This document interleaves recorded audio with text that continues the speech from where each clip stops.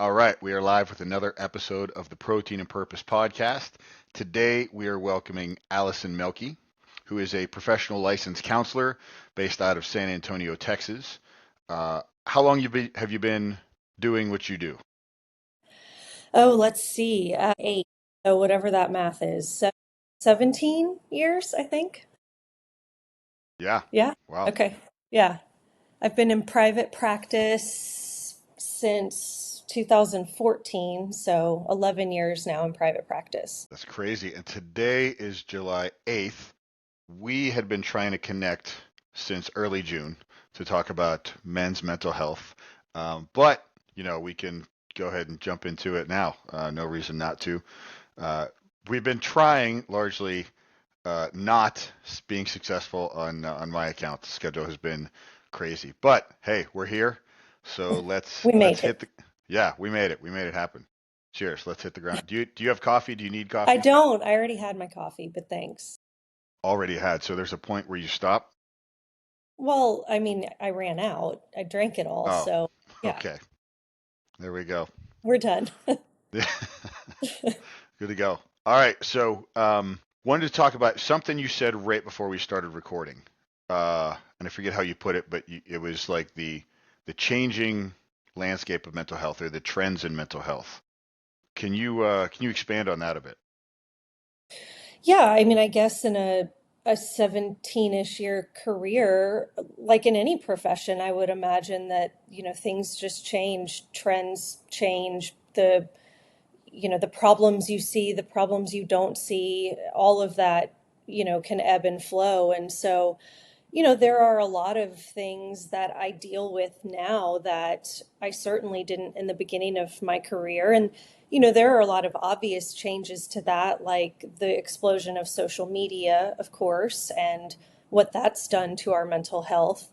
But, you can even just dive into other things like the political climate. It's, way more vitriolic now than it was, I think, even just 10 years ago. So, there's lots of components that I've noticed over the years where I feel like sometimes I'm dealing with completely different issues than I did at the start of my career. But like I said, I think that's the case in most professions. So initially, I was going to ask, do you think it's that it's more prevalent, you're more aware, or do you think because you're more experienced, you're getting more people coming to you with that?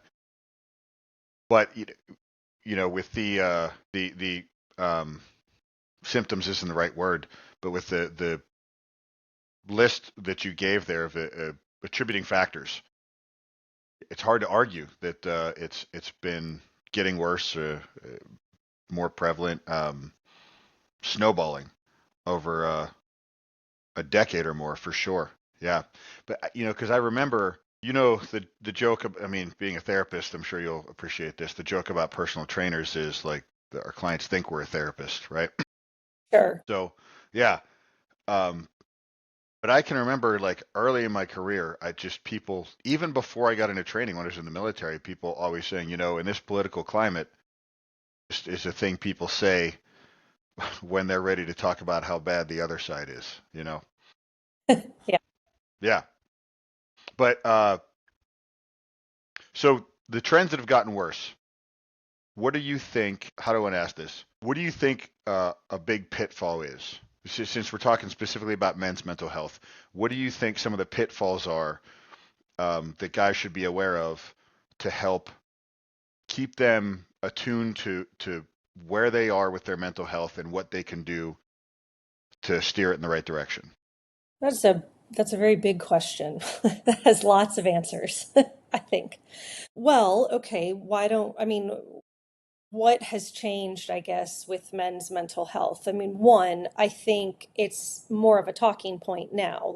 Men can actually, I mean, a lot of men, not all men, but a lot of men now are more comfortable with the idea of going to therapy, or even if it's, marriage counseling, couples counseling. I think generally it's a little bit more acceptable for men to show up in therapy. And you're the man, so obviously tell me if I'm wrong. But I have plenty of male clients.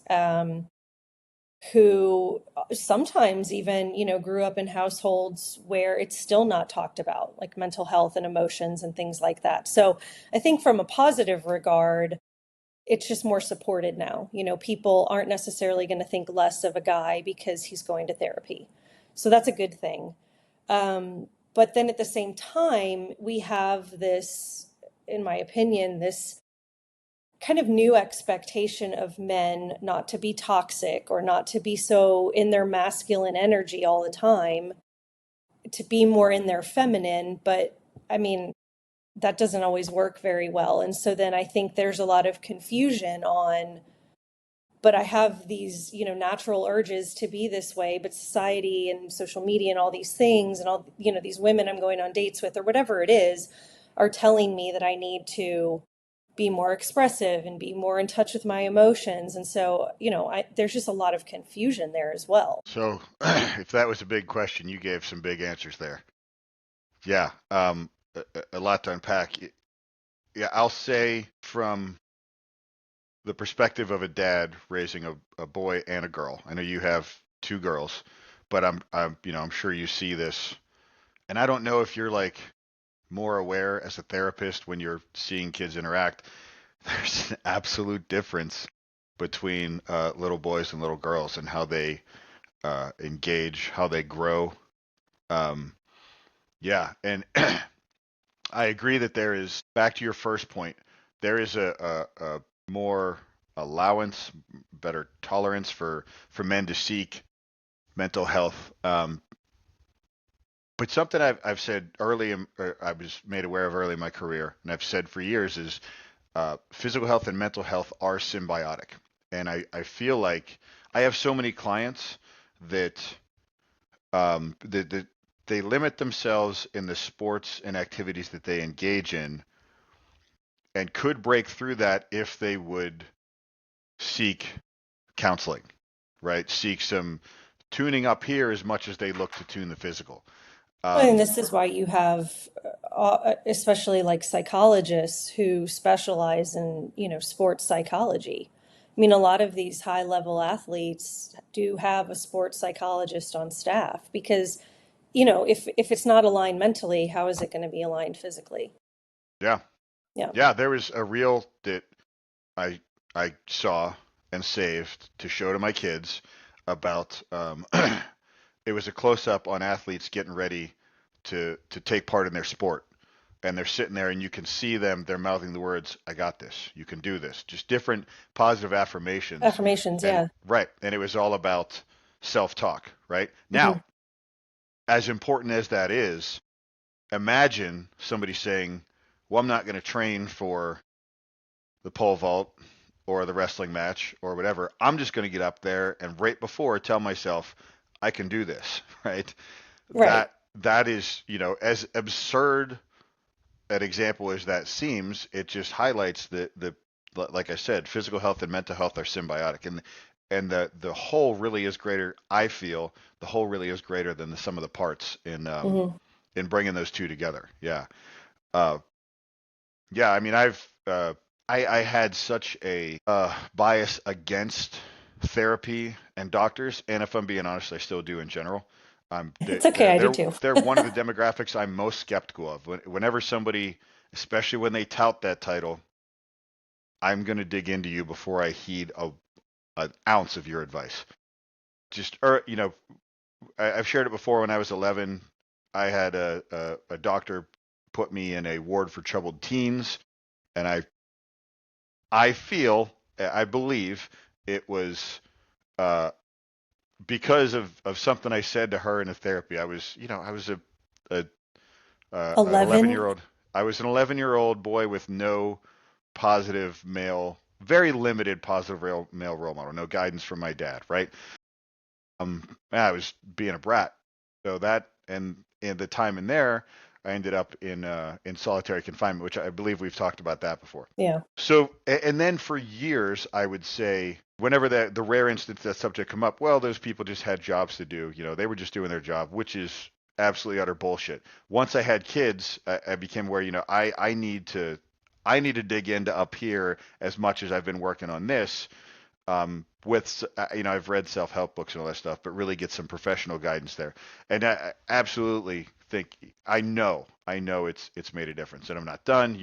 There's more to do, but that getting over that hump and seating the first counselor I went to did not work, right? So it wasn't that for whatever reason I didn't trust him. I didn't trust him, right? So it didn't click. And that's totally normal. I mean, there are clients that I don't feel like I'm a good fit for, where I don't feel comfortable. So it has to work both ways.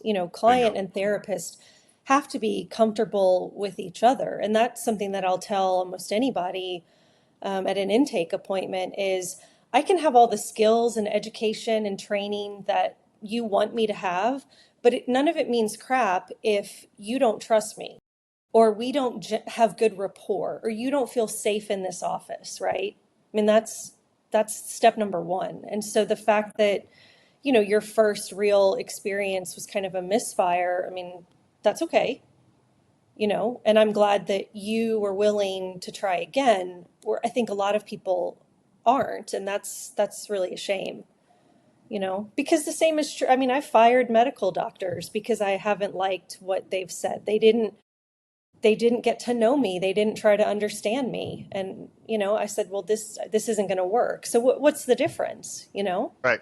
Yeah. Right. I mean, yeah, the same thing for personal training, coaching, whatever title you want to put on what I do. Uh, there has to be, uh, I know I can help just about anybody, but I've also had people come to me and be like, hey, I want to do a stage competition, a figure competition, bodybuilding type. I'm not your guy. I'm not, right? I probably could, but I don't care about it that much. I know people who do. So let's get you to them, right? Right. So absolutely. Yeah. Yeah. Great points.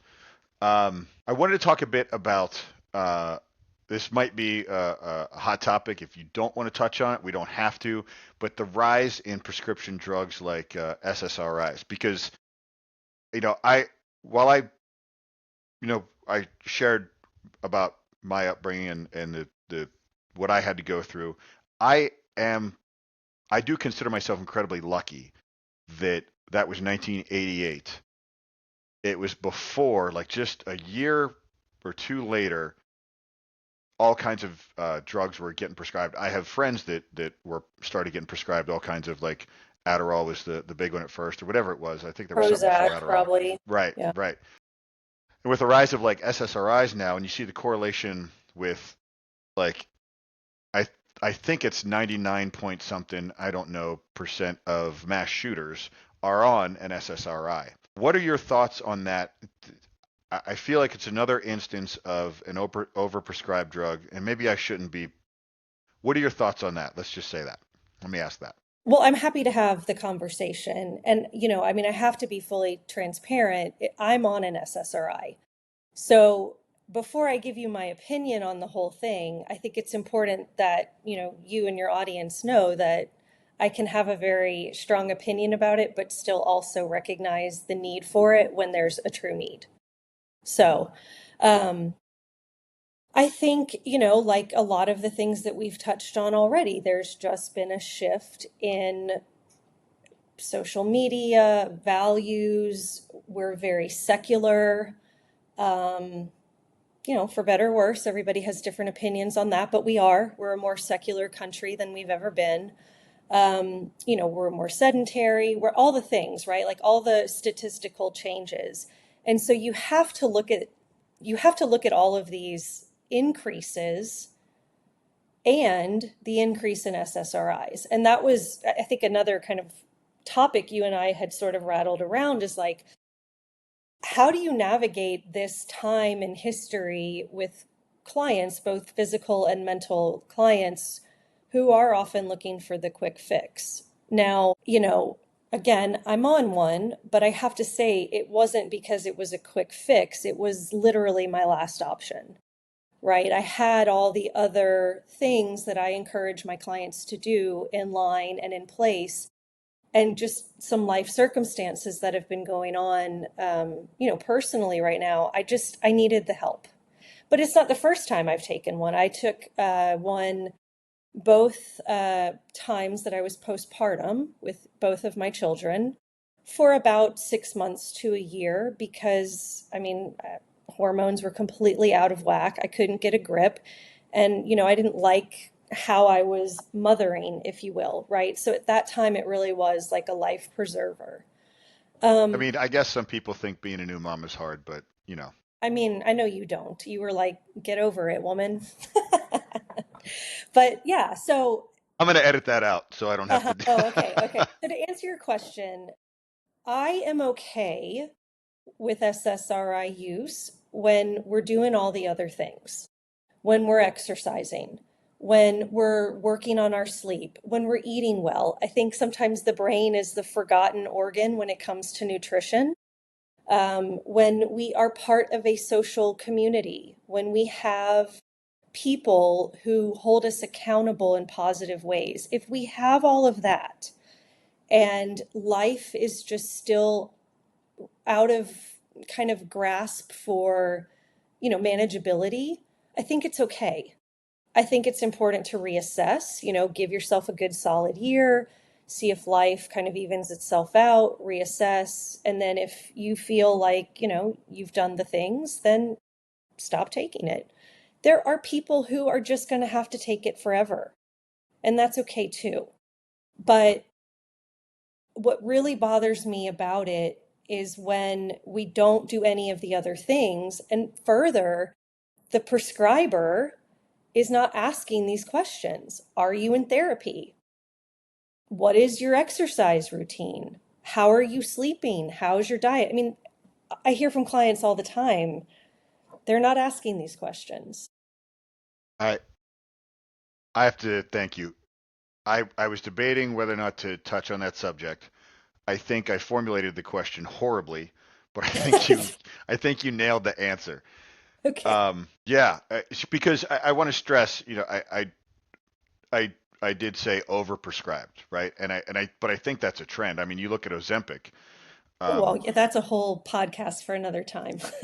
well, for the example, I think it's just another example. I mean, we could talk about hormone therapy, testosterone.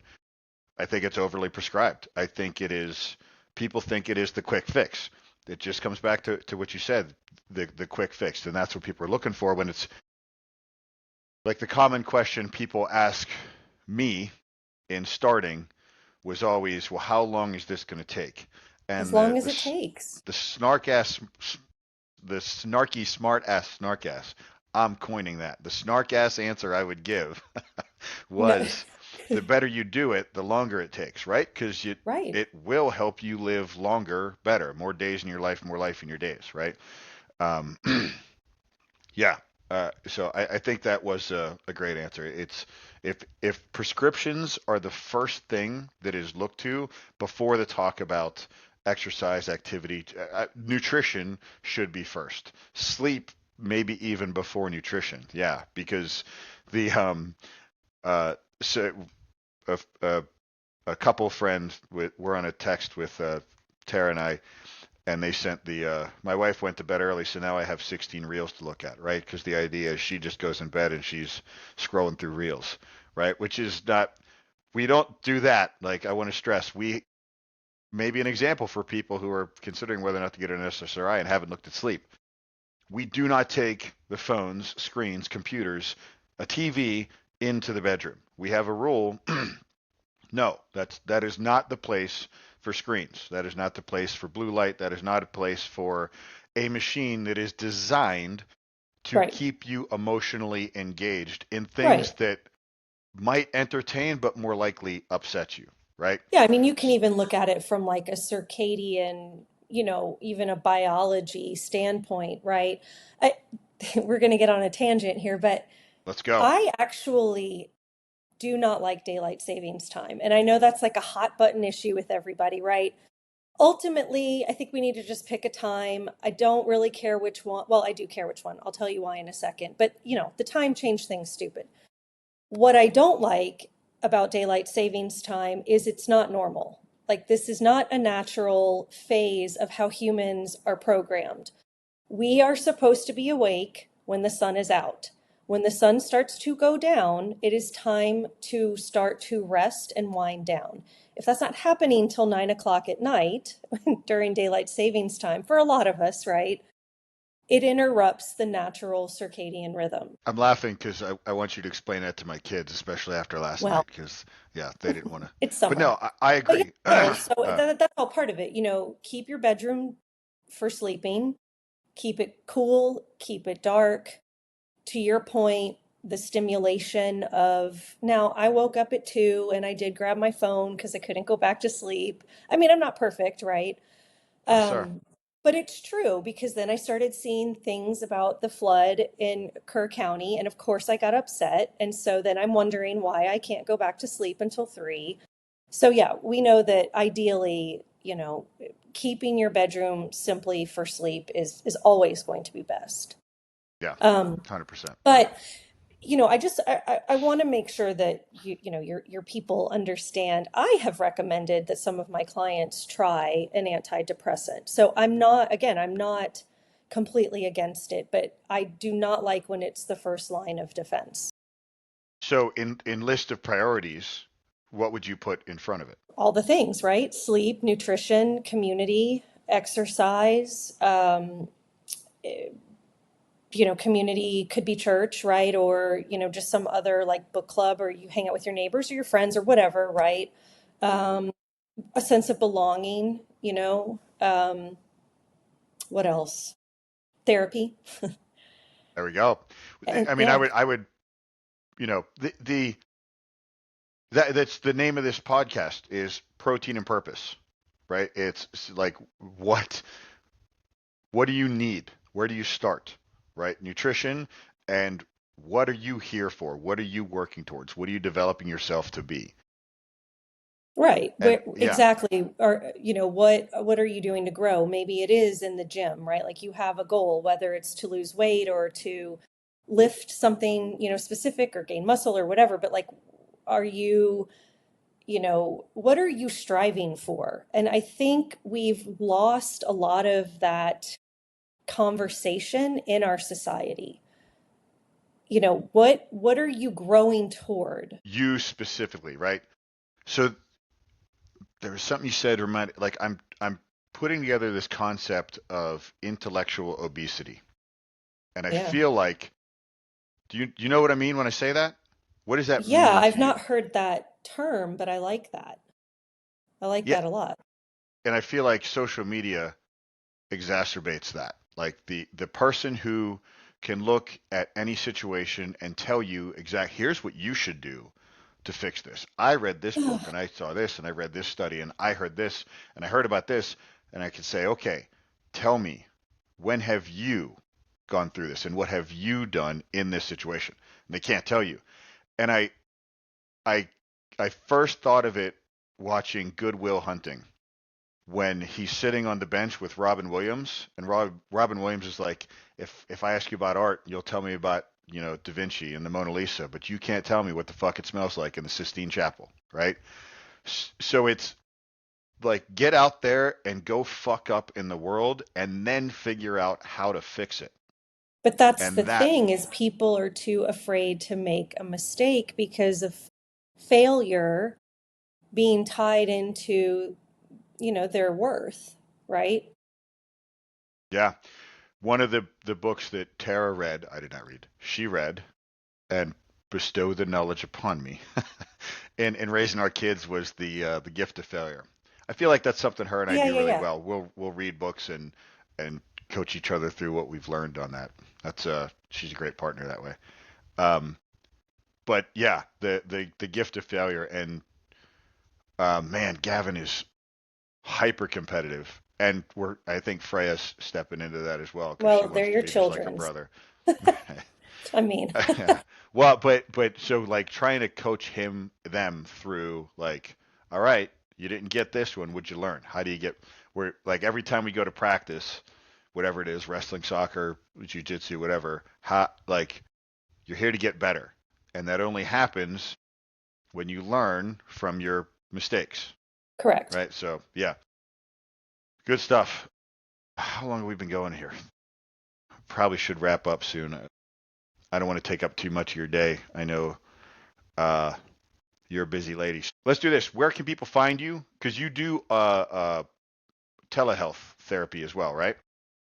I'm more of an in-person therapist. Telehealth is kind of reserved for, my car broke down or my kid is sick, that type of thing. Okay. Yeah. Um, so yeah, I'm at a group called Balance Counseling of San Antonio. We're in the medical center. I have a pretty limited schedule these days. I cut back to working part-time, so I only work 3 days a week now in the spirit of trying to find more fulfillment in life and having the space to do that.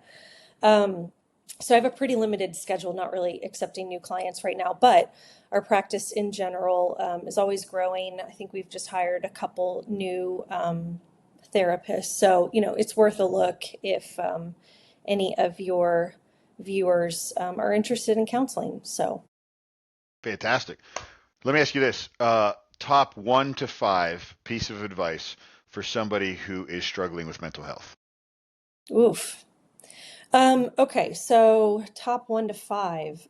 Okay, we've got to find some community. I think that we're trying to do life alone, and we weren't meant to do that. Unfortunately, I think that's my opinion. Maybe one of the biggest fallouts from COVID is the forced isolation becoming kind of the new normal, especially for the 20 somethings that were, what, in middle school, high school, maybe during COVID. We've become too isolated. We think we're connected because of social media, yet in reality, we're the most disconnected that we've ever been.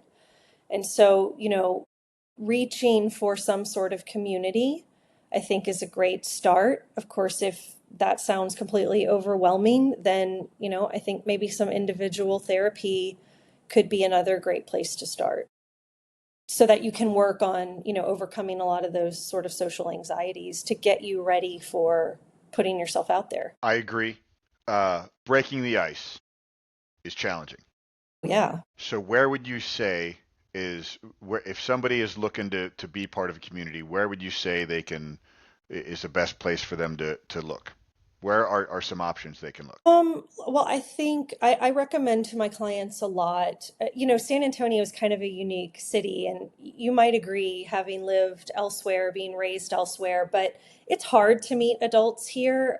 There's lots of reasons why. It's very sprawling, it's very hot, it's not a walkable city. Everybody's in their cars.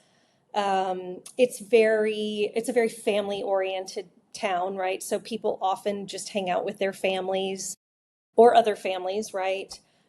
So, what I encourage people to do is sort of what I did and how I met people is I joined a gym that had classes. So, I would get to know the same people generally at the same time. And of course, you have to be somebody who wants to exercise, but we all need to be exercising. The other thing would be a church, of course, or, some other spiritual type setting where same sort of people are coming together with same values, beliefs, interests, any local club or, meetup, I don't think is a huge thing here. I know other cities have like a bigger turnout, but I've had clients who have done some meetup things or they've joined some of these social sports clubs. I think all of those things are a great idea because you're going to see the same people and you have a common interest. Nice. Yeah. So, community or therapy for communities. You talked about a gym, like a box style gym, CrossFit style gym, church. Yeah.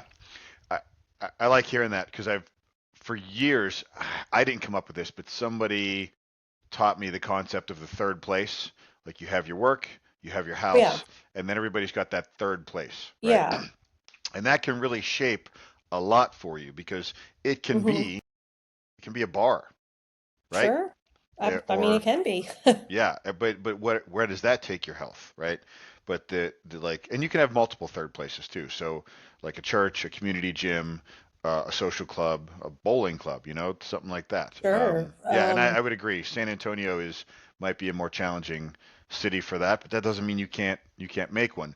But again, my original question was about like if for somebody new, what is a place for them to do? What are your thoughts on online communities? It's kind of like the SSRI thing. I mean, I'm not against it. I know, there's been like gaming communities around for since like Wi-Fi started, right? I mean, I grew up on AIM, right? Using AOL dial-up chat rooms. Oh yeah, Yep, yep, yep. But and would get annoyed when my parents would pick up the phone and I was in some like riveting chat with some stranger. It was totally healthy and normal, right? Um, tell ourselves that, sure. right. So, it's not going to go away. I'm not opposed to it, but again, it's not reality. Um, I think it's fine if you still have that in-person community. Because I always go back to, and I have to be careful with this, right? Because obviously humans evolve. Everything has evolved. Dogs are domestic. My dogs wouldn't, one's part Chihuahua. He would not survive an attack with a wolf, right? Let's be honest. Everything evolves. But if you go back to how we were all here in the first place, we survived because we got together with other humans for the sake of survival. So being in person with others is how we've made it this long. And I think that's how we're going to continue to make it, is by being with other people with a shared objective. Because 10,000 years ago, it was pure survival. It was, they want my cave. I like it here. Please help me protect my cave, and I might let you crash here every now and then. Or this saber-toothed tiger keeps pacing around our portion of the riverbed, right? We have to protect it. The more people who got together, you could fight off the tiger. The guy out there alone, I'm sorry, but he was going to be killed or eaten. And so I still think that that's true. We have to be with other humans That's who solid. share values, who are, like I said, who have shared objectives. Yeah, common vision, common goal. I think that's critical. Yeah, that brings together that concept of the third place. Everybody's going there Yeah, for a particular reason. right, right. Yeah, So, awesome. and Al, maybe it's like I don't know. I mean, it could evolve too, right? It could be this online community, gaming community, or something that you have that somehow ends up being an in-person thing, right? Where they live locally and you do meet up and the like online dating, right? I mean, certainly that's a thing where you might meet online, but you take it in person and then the relationship can continue to grow. I I have thoughts on that. All right, one more. Let's go one more thing, and then we'll cut this off. Because the online dating thing. So when before kids, when I was living downtown, coaching in a couple of CrossFit boxes down there. A couple of the members were taking one of the members out for his birthday, and they were like, "Oh, coach." They invited me and another coach, come out with us. So we went. They were hanging out there, and they got this table, and they were younger guys, right? Tara and I've been together for a number of years, so I was married. The other coach was married too, and we get there. We're like, "Oh, what's going on, you guys?" And they're like, "Oh, you got a table." Cool. And they were all talking about, they were like, "Oh, look at this girl, look at this girl, look at this girl." We were like, "Yeah, you gonna go talk to her?" And they were like, "Oh, I don't know." Him and Han, right? Right. And I remember the other coach were like, "Guys, just go introduce yourself. Just go up. Just go. Hi, my name's so and so. And what's your name?" They're like, "Oh, easy for you to say. You wouldn't do it." I was like, "Yeah, I would. That's how I How do met my you think I wife." got married? I mean, Right, she didn't just apparate. right. And they were like, "Oh, you're just saying that because you're married and you don't have to. That's your excuse." I was like, "Okay, if my wife knew about this situation, she'd be like, show them." What, like, here, let's go. We went up there and just, hey, ladies, I just started talking to him, spent 5 minutes talking to him. Hey, we got this table over here. You want to come sit with us? Brought a couple girls back, sit down at the table, and the guys were like, it's like, fellas, talk to the. So Right. with the online dating thing, and this was before COVID. So I don't imagine it's gotten any better. I actually remember somebody sharing a study. I did not see the study, um, but they said that there was like 51% of guys under 25 have never approached a woman to open a conversation. That is frightening. Yeah. Uh, my son had invited, after that study, had invited his teacher to his birthday party when he was going from turning 6 years old. So he is not afraid to walk up and talk to anybody, which is great. Yeah, so with the online dating thing, I would liken it to your where you prioritize SSRIs. It's okay, but get out there and be able to talk to people in real life first, right? Yeah, If right. make sure you can walk up to someone and introduce yourself. And because it is so rare today, they might have a negative, even visceral response. That's fine. Let them deal with that, right? Right, But right. work on your, Or both, right? Because online dating is, I mean, it is largely just part of how we meet people now. And so, at the very least, I think it needs to be both. Sure, have the Hinge account, but also, again, what community are you a part of? I mean, I can't tell you how many people I know who are now married with children that met each other at the CrossFit gym I used to go to. I mean, probably, and that's just one small example, right? But it was the community. Now, maybe at the time, some of them were also on an online platform, but I think it at the very least needs to be both. But to your point, if those social skills are not being sharpened, how are you going to take it online to in person? Because, yeah, from a woman's perspective, if you're talking online and then, it moves to an in-person date, I mean, you're still going to need to like woo me, right? Or show me why you're a candidate or why you should be a candidate, right? So there's going to have to still be some ability to flirt or be yeah, intelligent, be well spoken, whatever it is, be funny, be charismatic. And so it's got to be both, I think. yeah.